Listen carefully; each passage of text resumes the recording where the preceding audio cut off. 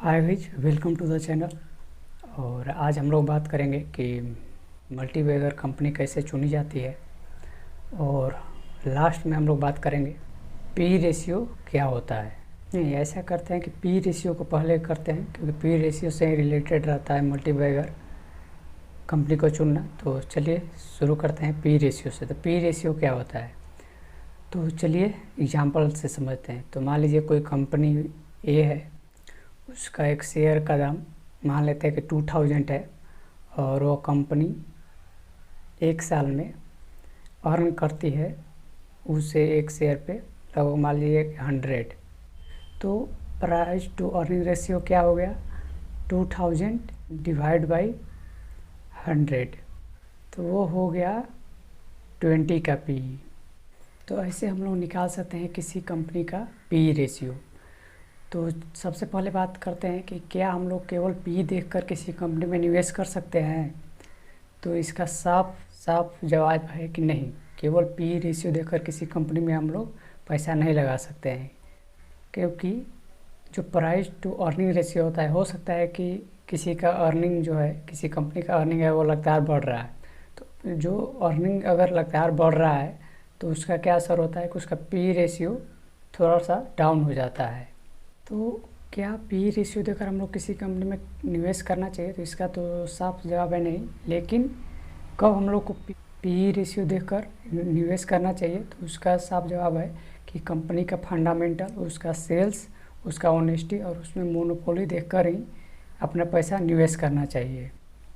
अगर वो कंपनी आने वाले समय में अगर अपना अर्निंग नहीं बढ़ा पाती है, तो हो सकता है कि उसका जो पी रेशियो है वो बढ़ता चला जाए।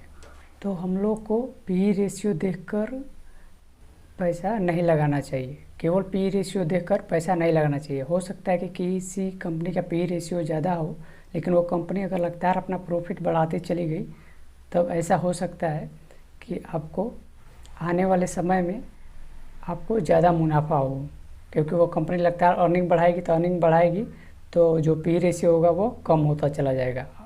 और कभी कभी ऐसा होता है कि अगर आप लोग किसी कंपनी में पैसा लगाए हैं तो पी रेशियो हाई रहता है, लेकिन जैसे जैसे ग्रोथ बढ़ता चला जाता है किसी कंपनी का, उसके बाद वो कंपनी का जो पी रेशियो होता है वो कम होते चला जाता है। तो किस टाइप के कंपनी में पैसा नहीं लगाना चाहिए पी रेशियो देखकर, तो उस कंपनी में नहीं लगाना चाहिए जिसका अर्निंग का कोई गारंटी नहीं है कि वो उसका जो अर्निंग है पर साल बढ़ेगा या क्या होगा।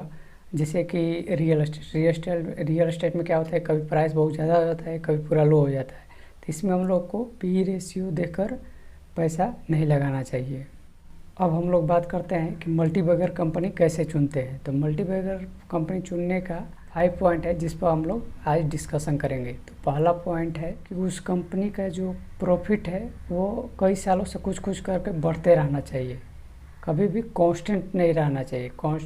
अगला जो पॉइंट है कि उस कंपनी का सेल्स जो है वो बढ़ता रहना चाहिए। अगर किसी कंपनी का सेल्स अगर लगातार बढ़ रहा है तो वो कंपनी जो है आने वाले समय में उसका ग्रोथ और तेज़ी से बढ़ते चला जाएगा। और हम लोग को ऐसा सर्च करना चाहिए कि क्या वो प्रोडक्ट आने वाले 5 साल या 10 साल बाद भी बिकेंगे या नहीं बिकेंगे। इन सारी चीज़ों को हम लोग को सर्च करना बहुत ज़रूरी है।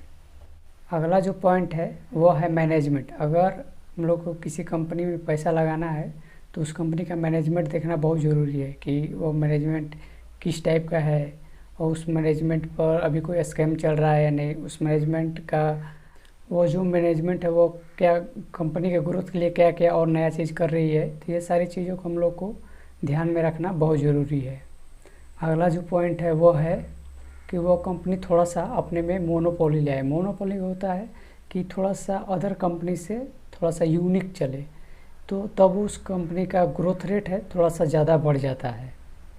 तो अगला जो पॉइंट है जो कि हम लोग को कंपनी चुनने में मदद करता है वो है कि क्या वो जो कंपनी है इसके वो जो उसका फील्ड है, इसके अलावा अदर फील्ड में उसका कौन कौन सा काम है। तो इन सारी चीज़ों को हम लोग को सर्च करना बहुत ज़रूरी है। जैसे कि राकेश झुनझुनवाला सर जी ने सर्च किया टाइटन को, तो उन्होंने क्या किया कि उन्होंने टाइटन का जो घड़ी बनाने का था उसके अलावा भी उन्होंने अंदर से उस कंपनी को सर्च किया कि वो कंपनी अदर कौन कौन सी फील्ड में वो काम करती है, तब जाके उन्होंने अपना पैसा लगाया। तो इन सारी चीज़ों से हम लोग को पता चलता है कि हम लोग किसी कंपनी में पैसा लगाने से पहले उस कंपनी में ये भी सर्च करना चाहिए कि वो कंपनी इसके अलावा और अदर क्षेत्र में क्या क्या काम करती है। और अगला जो पॉइंट है कि वो जो कंपनी है वो उसका ग्रोथ रेट कैसा है और उस कंपनी को अदर जो कंपनी है या जो मार्केट है वो उसको वैल्यू दे रहा है कि नहीं दे रहा है। तो इन सारी पॉइंट को ध्यान में रखते हुए हम लोग को मल्टीबैगर कंपनी को चुनना चाहिए। तो इन सारी बातों को ध्यान में रखते हुए मिलते हैं अपने नेक्स्ट वीडियो में। तब तक के लिए बाय बाय।